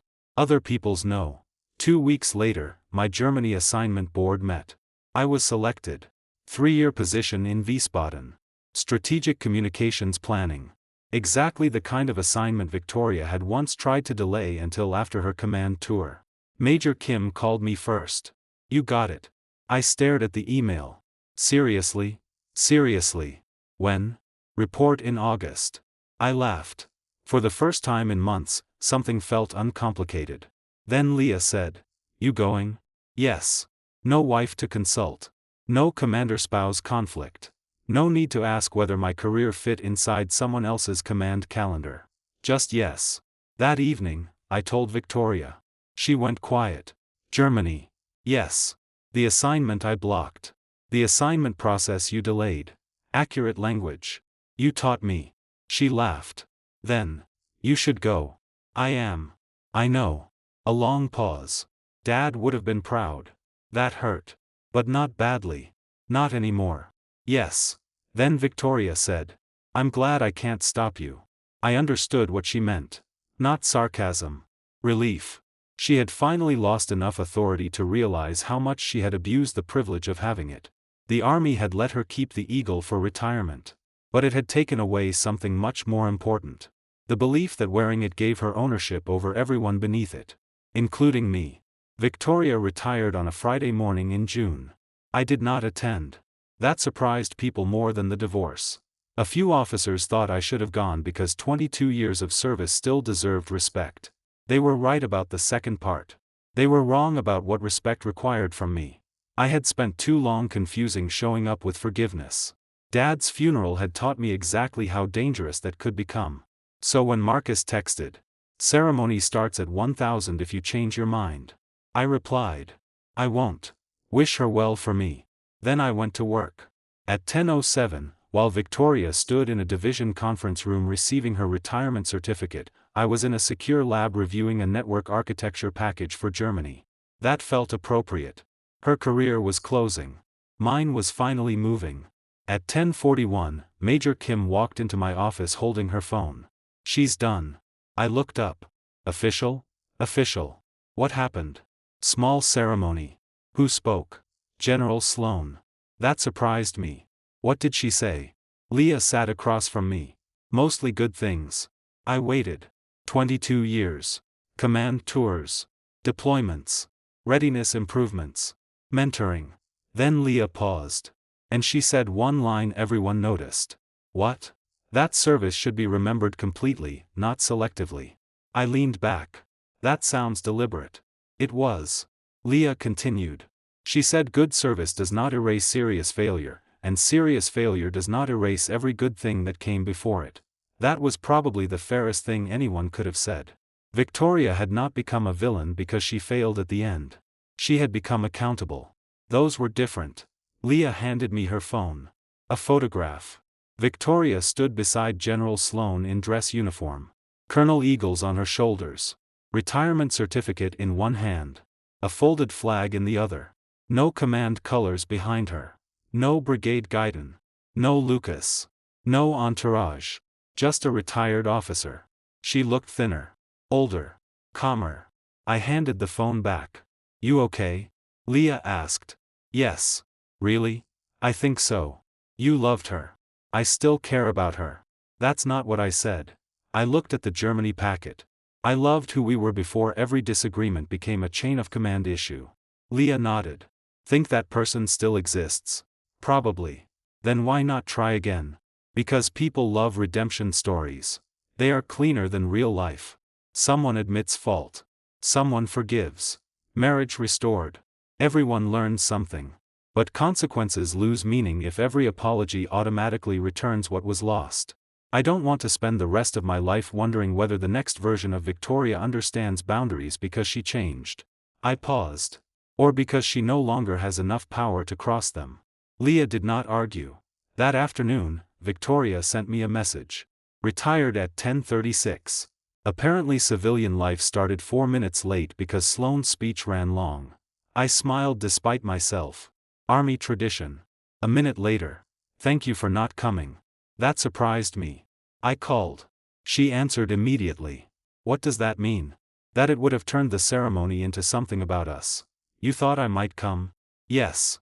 "Why?" "Because you're kinder than you should be." "I'm not sure that's true." "It is." Then she laughed softly. "And because part of me still expected you to show up whenever something mattered to me." There it was. The old assumption. She heard it too. "I know how that sounds." "Yes." "Bad." "Yes. I'm working on it." We were quiet. Then I asked. "How was it?" "Hard." "I'm sorry." "No, you're not." "I considered that." "I'm sorry it hurt." "That's different." "Yes." Accurate language again. "Always." She breathed out. Sloan gave me the flag. Leah showed me a picture. "You look?" "Yes." "Did I look pathetic?" "No." "Old?" "Yes." "Asshole." I laughed. For maybe 10 seconds, we sounded married again. Then the silence returned. Victoria said. "I took the uniform off when I got home." "Okay." I stood there for 20 minutes before I could put it in the closet. I understood. She had worn army uniforms for most of her adult life. Take away the daily ritual and identity becomes physical. "What are you going to do now?" "I don't know." That answer would have terrified her a year ago. Now she said it without shame. "Travel? Maybe. Consulting? Maybe later. Teaching?" Sloan suggested a leadership program. "That seems obvious." She made the same joke. "What kind?" "A military ethics and command climate course at a university in Denver." I almost laughed. "Very subtle." "I know. Are you considering it?" "Yes." "Why?" She was quiet. Because I think I know what bad command feels like from the inside now. That was useful knowledge. Painful. But useful. The divorce hearing was scheduled 2 weeks after retirement. Our attorneys had already resolved almost everything. The only disagreement left was the cabin near Estes Park. Not financially important. Emotionally ridiculous. Victoria wanted me to keep it. I wanted to sell it. She finally admitted why. Your dad helped build the deck. There it was. Dad again.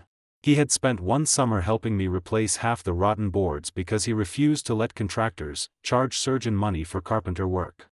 I had forgotten. For a moment, selling the cabin felt like losing another piece of him. Victoria said. You should keep it. You want it? No. Then why does it matter? Because Robert would haunt both of us if we sold that deck to strangers. I laughed. Sheer probability supports that. So I kept the cabin. Not because Victoria asked. Because once she reminded me why it mattered, I agreed.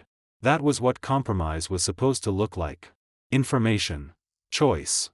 Not authority. The divorce hearing itself lasted 23 minutes. The judge reviewed the settlement. Property division. Retirement benefits. No spousal support. No children. No disputed business ownership. No claim that either of us had concealed assets. No attempt to use military misconduct as financial leverage. Then he asked. Do both parties believe the marriage is irretrievably broken? Victoria looked at me. For half a second, I thought she might hesitate. She didn't. Yes, Your Honor. I answered the same. The judge signed. 11 years and 8 months. Finished. Outside the courthouse, Victoria stood beside me on the steps. No uniform now. Just a navy dress and flat shoes. You really are going to Germany? Yes. When? 6 weeks. You excited? Yes. Scared? A little. She smiled. That's normal. You would know. I do. Then she looked toward the parking lot. I need to tell you something. What? I'm seeing a therapist. I said nothing. Not because therapy was surprising. Because Victoria once believed admitting she needed help was basically treason against competence. She continued. Started 3 months ago. Good. I almost told you earlier. Why didn't you? I didn't want it to sound like evidence. Evidence of what? That I had changed enough for you to stay. That answer mattered. You didn't need to prove anything to me. I know. Do you? More than I did. Then she said. I keep wanting to ask whether you think I'm better. I waited. But that would make you responsible for judging me. Yes. So I'm not asking. That might be the best answer. She smiled sadly. Then. I'm sorry your father died while we were still married. That wording caught me. What? I mean. She swallowed. I wish your last week with him had not ended with me becoming part of the worst memory. I looked down at the courthouse steps. You weren't part of his death. I know. You were part of what happened after. Yes. I don't think about the leave denial first anymore. Her eyes lifted. What do you think about? The garage. What garage? Dad's garage. Rachel standing there when I arrived. She listened. The funeral. The screws. She frowned. The screws? I smiled. He had a drawer labeled bad screws, maybe useful. Victoria laughed through tears. That sounds exactly like him. Yes. That was when I realized something. For months, Victoria's decision had attached itself to Dad's death like a second obituary. But slowly, the real memories had started pushing it out. His handwriting. His tools. His terrible jokes. The way he called me Chief General. Her worst decision no longer owned my grief. That mattered. I'm glad, she whispered. Me too. We stood there another minute. Then she held out her hand. Not a hug. Not a kiss. A handshake. I looked at it. What is this? I don't know. That's obvious. She laughed. Goodbye? We're not dying. You're moving to Germany. They have phones. Still. I shook her hand. It was awkward. Then sincere. Goodbye, Victoria. Goodbye, Daniel.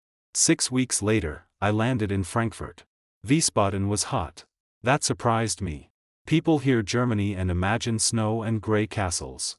August disagreed. My new assignment sat inside a multinational planning headquarters where nobody cared that my ex-wife had once commanded a brigade. They cared whether I understood resilient communications, whether I could brief coalition partners, whether I could solve problems without turning every meeting into rank theater. For the first time in years, I was simply Chief Ashford. Not Colonel Ashford's husband. Not the warrant officer married to the commander. Not the man whose leave had become an IG case. Just me. My first evaluation was strong. My second was stronger. I was selected to lead a joint communications exercise involving 5 NATO partners. Then came a promotion board. Chief Warrant Officer 5. I almost did not submit. Not because I lacked ambition. Because part of me still associated advancement with Victoria's interference. My branch manager called. "You're overthinking." "I'm evaluating." "You're hiding." Different. No. He was right. So I submitted. No spouse in the chain. No colonel editing recommendations. No aide deciding whether I was difficult. Just a board. I was selected. When the list published, the first message from the United States came from Rachel. Chief General promoted again. Dad would be unbearable. I laughed. Then another message appeared. Victoria. Congratulations, CW5 Ashford. You earned it. Nothing else. No reminder that she once blocked Germany. No apology. No claim she had always believed in me. Just congratulations. I replied. Thank you. That was enough. 2 months later, Victoria started teaching part-time in Denver. Her course was called Command Authority, Ethics, and Institutional Trust. The title was almost offensively perfect. A former colleague sent me a recording from one lecture. I almost deleted it. Then watched. Victoria stood in front of a room full of mid-career military officers and civilian public safety leaders. Behind her was one sentence. Authority is not ownership. She said. I learned this too late. Then.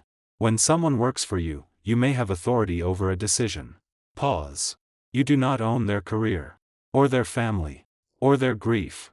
I stopped the video. Not because it hurt. Because I had heard enough. She finally understood. Maybe not perfectly.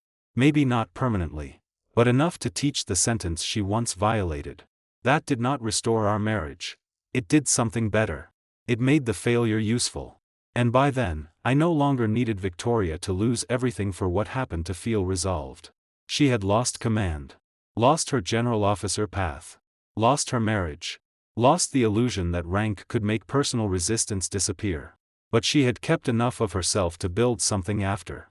So had I. The next spring, during a NATO exercise in Poland, my commander handed me a leave request.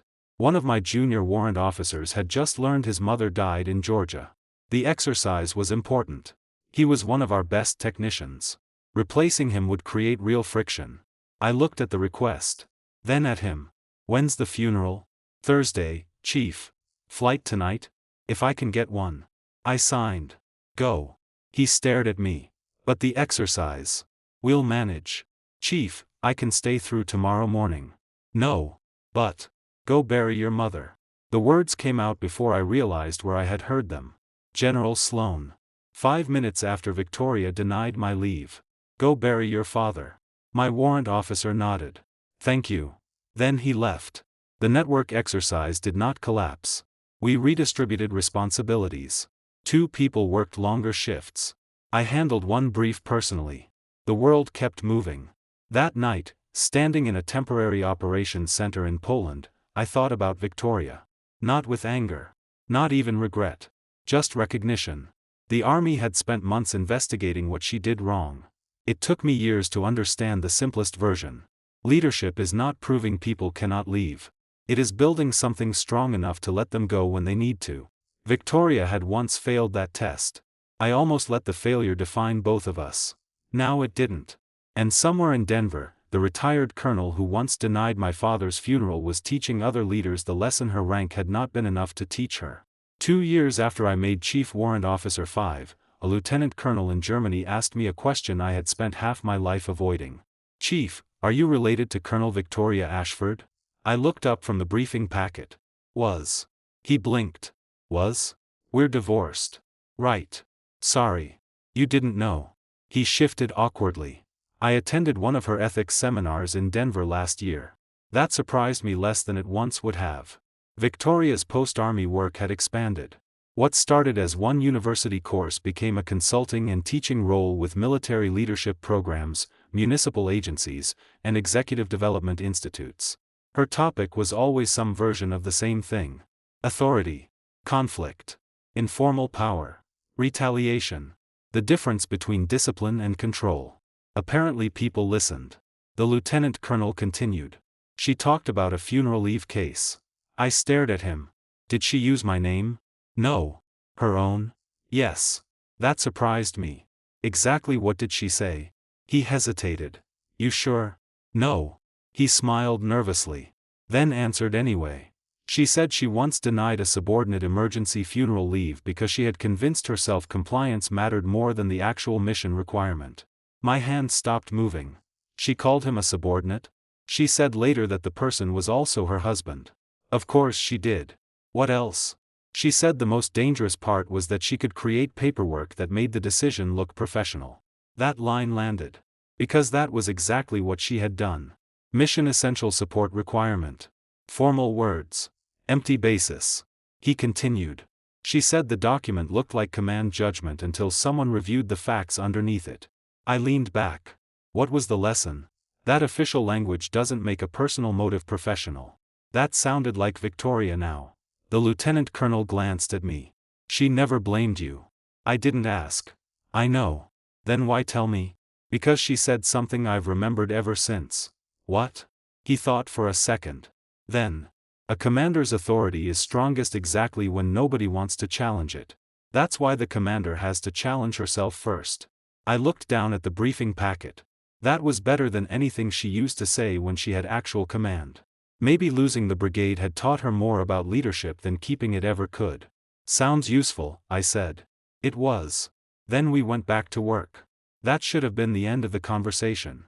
Instead, 3 weeks later, I received an email from the Department of the Army Inspector General. Not an investigation notice. A request. They were updating training material on command conflicts involving family members and informal staff authority. The old Fort Redstone case had been selected as one of several anonymized examples. They wanted permission to use portions of my original complaint and corrective action record. My first reaction was no. Not because I was ashamed. Because I was tired. I had built an entire life in Europe without being Colonel Ashford's husband. I did not want the worst week of my father's death following me into every professional room. Then I read the draft training summary. It did not sensationalize. No, Colonel denied husband dad's funeral. No Lucas romance narrative. No dramatic 5-minute career destruction. Just facts. A brigade commander had an approved conflict management plan concerning a spouse serving within the organization. She repeatedly intervened in personnel decisions despite that plan. An aide exercised informal authority beyond his written role. Staff concerns were dismissed. The commander later denied emergency funeral leave using an unsupported mission essential rationale after the proper chain had approved it. A protected complaint triggered review. The review identified a broader pattern. Corrective action followed. That was it. Boring. Accurate. Useful. I approved the material. Then I called Victoria. She answered after 3 rings. Daniel? Do you have a minute? Sure. I got an IG request. Her voice changed. What kind? Training use.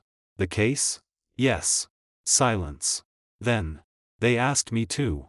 That surprised me. What did you say? Yes. Already? Last week. Why didn't you tell me? Because your part wasn't mine to manage. I almost smiled. You really enjoy using that line now. I paid heavily for it. Fair. I asked. Did you read their draft? Yes. Anything wrong? No. You didn't want them to soften it? No. Nothing? She paused. I asked them to change one phrase. What? They had written that the leave denial ended my career. That caught me. And? I told them it didn't. Technically, correct. What did you want instead? That it triggered additional scrutiny during an already active investigation. I smiled. Accurate language. Unfortunately contagious. Then she became serious. The funeral denial didn't create the earlier emails. No. It didn't create the interference. No. It didn't create Lucas's access. No. It just made it impossible to keep pretending the pattern was harmless. Yes. We were quiet. Then she said, "I hate the title people still use." "What title?" "That I lost everything 5 minutes after denying your leave." "It's a good headline." "It's terrible. It got attention." "So does a car crash." I laughed. Then, "You did lose command about 5 minutes later." "Yes. But not because someone made a 5-minute decision." "No." She sounded relieved that I understood. Not absolved. Understood. The training case was published 6 months later. Anonymized publicly. Not within certain military education channels. Anyone who knew us could recognize it. I stopped caring. By then, I had another problem. My 25-year service point was approaching. Retirement had become realistic. A senior billet at Fort Meade opened. Excellent position. Promotion equivalent prestige, though warrant officers did not chase general stars the way commissioned officers did. My branch wanted me to apply. 5 years earlier, I would have submitted instantly. This time I hesitated. Not because of Victoria. Because I was happy. Germany had become home. I liked the work. I liked being useful without needing every next rung. And I had met someone. Her name was Amelia Grant. Civilian. British American. Cybersecurity researcher working with a NATO partner organization. We met during an interoperability conference where she publicly told me one of my assumptions about network resilience was beautifully military and completely wrong. I asked her to dinner 2 weeks later. She said yes. We had been together almost a year. No rank involved. No chain of command. No shared institution that could turn a private argument into an official memorandum. That alone felt luxurious. When I told Amelia about the Fort Meade billet, she asked, "Do you want it?" I should. That wasn't my question. I stared at her. Apparently I had a type. Not colonels. Women who did not let me hide behind professional language. I don't know. Then figure that out. Useful. I try. I spent a week thinking. Then declined the nomination. My branch manager called. "You understand what you're giving up?" "Yes." "You sure?" "Yes." "Because of a woman?" I almost laughed. "No." "Then why?" "Because I don't want every good opportunity just because it exists." Silence. Then. "That is either maturity or career suicide." "Let me know." It was maturity. Mostly. For the first time, a major career decision belonged entirely to me. Not something Victoria could block. Not something I needed to take just because she once had. That was freedom too. When I told Victoria, she sounded genuinely surprised. "You turned it down?" "Yes. But that billet is huge." "I know. Old you would have taken it. Old me had things to prove." She became quiet. "To me?"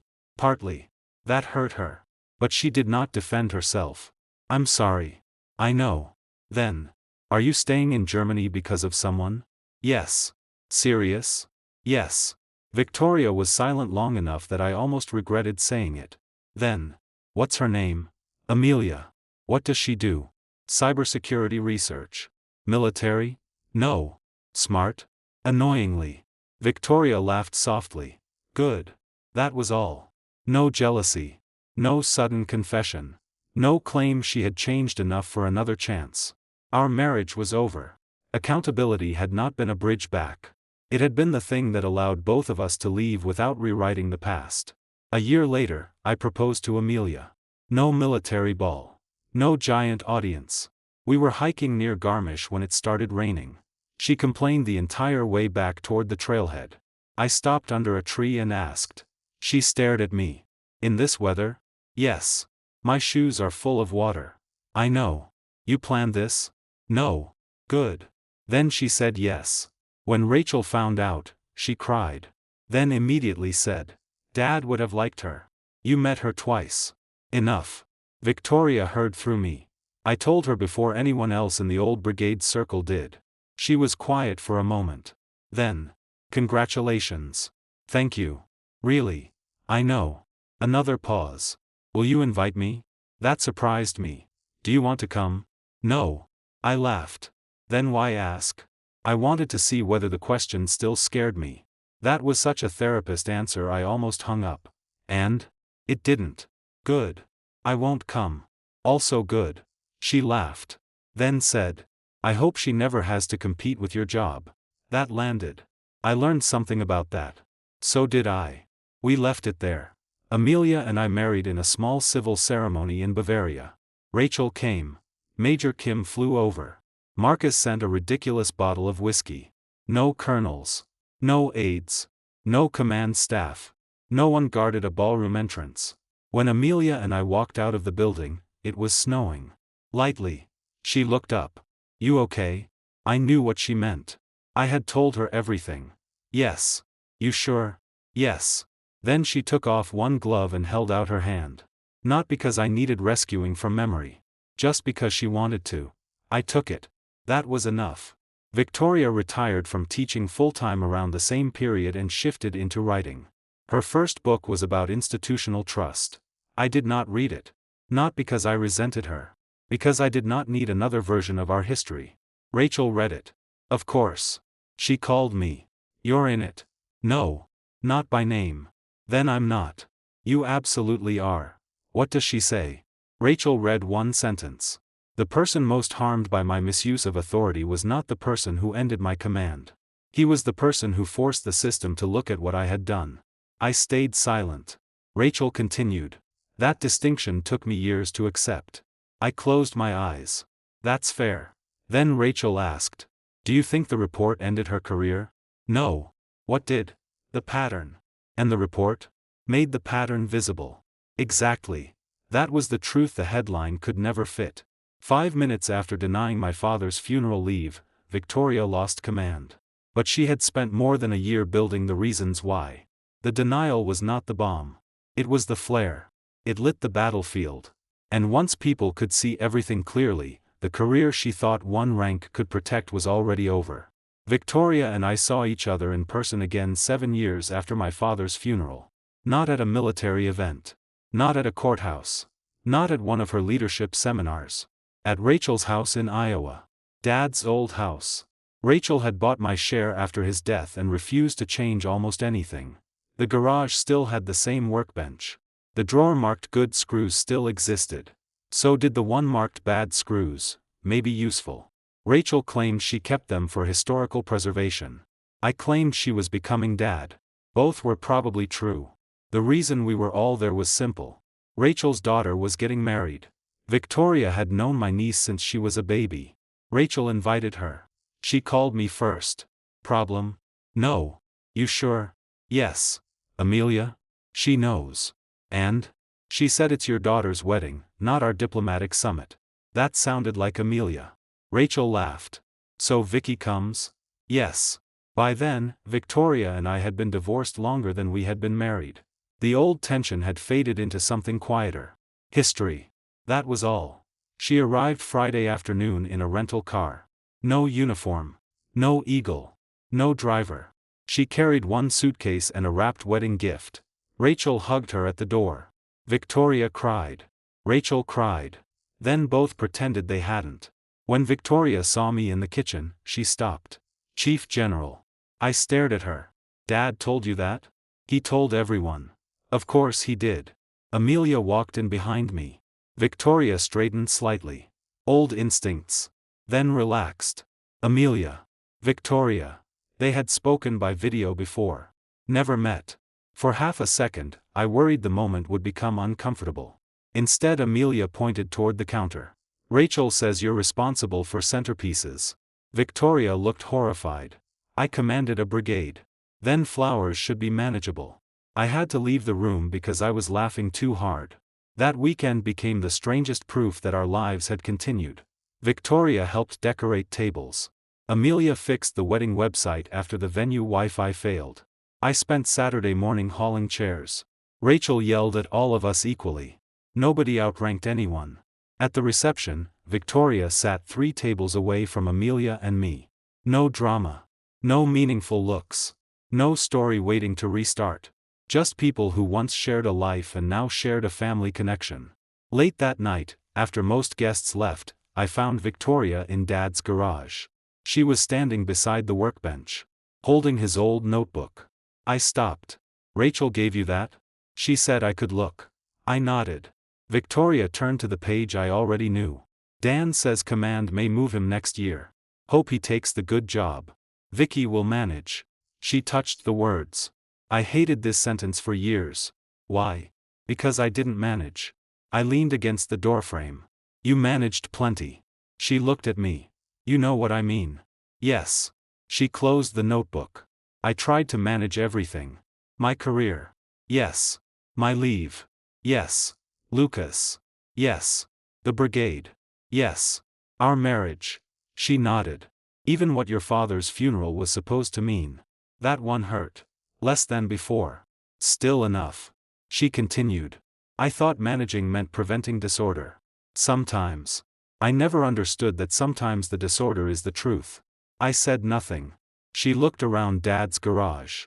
He would have hated all the attention that came after he died. Yes. He would have called the investigation bureaucratic nonsense. Also yes. And then secretly read every page. I smiled. Definitely. Victoria laughed. Then her expression changed. Do you know what I lost in those 5 minutes? I knew what people would say. Command. Career. General officer path. Marriage. Rank authority. But she was asking something else. No. She placed the notebook back on the bench. The ability to believe I was the kind of commander I thought I was. That answer surprised me. She continued. When Sloane walked into my office, I thought the worst thing happening was losing command. I remember. I thought if I could explain the mission requirement, the rest would make sense. There wasn't one. I know. Not for me. No. She looked down. Then I learned the investigation had already been open for 23 days. Yes. That was when I realized the leave denial wasn't an isolated mistake anyone could explain away. She looked at me again. It fit. That was the word. Fit. It fit the blocked course. The delayed assignment. The award removal. The evaluation interference. The use of Lucas. The way she reacted whenever I insisted on procedure. The funeral denial did not create the pattern. It completed it. Victoria said. I spent years telling students that the report didn't end my career. That's true. But I think I was still protecting myself with the distinction. How? Because saying the pattern ended my career sounds more professional than saying I became someone who needed obedience from the person closest to me. That was brutally honest. I did not soften it. Yes. She smiled sadly. Still no mercy. Not what you came to me for. No. Then. I'm glad you filed. That was new. I looked at her. Really? No. I laughed. She smiled. I hate that you had to. That sounds more believable. I wish I had listened before you needed anyone outside the marriage. So do I. But once I didn't. She paused. I'm glad the system worked. Mostly. Slowly. Imperfectly. But yes. It worked. A warrant officer complained about a colonel. Records were preserved. An inspector general reviewed the complaint. Senior leaders looked beyond rank. Proper personnel actions were restored. The commander had an opportunity to respond. Her retirement grade was separately reviewed. Lucas received his own process. Nobody needed me to become more powerful than Victoria. The system just needed to stop treating her power as the final answer. That distinction mattered more with time. I asked. Do you still think Sloane relieved you because of the funeral leave? No. What would have happened if Dad hadn't died that week? Victoria thought carefully. The investigation probably would have continued. Yes. I might have survived longer. Maybe. I might even have convinced myself the other incidents were administrative misunderstandings. Probably. She nodded. So the leave denial accelerated the truth. That's how I see it. 5 minutes later, I lost command. Yes. But I'd been losing the right to command for months. That was the title's real answer. Not that I made one call and destroyed a colonel. Not that a general arrived like some personal weapon. Not that the army erased 22 years because a wife hurt her husband. Victoria lost command because the funeral leave exposed a pattern senior leaders were already reviewing. The 5 minutes were dramatic. The reasons were not. Those had accumulated slowly. Choice by choice. Email by email. Boundary by boundary. The next morning, Amelia found me outside with coffee. You two okay? Yes. That sounded serious. You were listening? Thin windows. Espionage. Civilian privilege. She handed me a cup. Then, do you still feel responsible for what happened to her? I thought about that. Less. Why not zero? Because my complaint mattered. Of course it mattered. It changed what happened. Yes. She looked at me. But causing review is not the same as causing the conduct being reviewed. That sounded familiar. I smiled. Victoria would like you. I'm trying not to take that personally. The wedding ended. Everyone went home. Victoria returned to Denver. Amelia and I returned to Germany. A year later, I submitted my retirement packet. 28 years. Long enough. My final assignment had been good. No scandal. No dramatic ending. Just the gradual realization that I no longer needed another promotion, another course, another title. My retirement ceremony was small. Rachel came. Amelia stood beside me. Major Kim, now Lieutenant Colonel Kim, flew over. Marcus sent another bottle of whiskey. General Sloan had retired by then, but she sent a letter. Victoria did not attend. She sent a card. Inside. Dan, congratulations on finishing your career as your own man. Your father would be proud. I am too. Victoria. No apology. No history lesson. No mention of the funeral. That was exactly right. After the ceremony, Amelia asked. Feel different? I looked at the uniform. Chief Warrant Officer 5. Bars I had spent years earning. Not yet. Give it time. That evening, I folded the uniform and placed it in a garment bag. For a moment, I understood what Victoria meant when she told me she had stood staring at hers after retirement. Rank becomes physical after enough years. You wear it. People respond to it. Doors open. Voices change. Then one day you take it off. And whatever remains has to be enough. For me, it was. Amelia. Rachel. A future that did not need a command calendar. Dad's notebook eventually came to me after Rachel renovated the house. I kept only a few things. The notebook. One screwdriver. The ridiculous screw drawers. Amelia refused to let me label anything bad screws, maybe useful in our own garage. I did it anyway. Years later, a young Army officer emailed me. He had read the anonymized IG training case.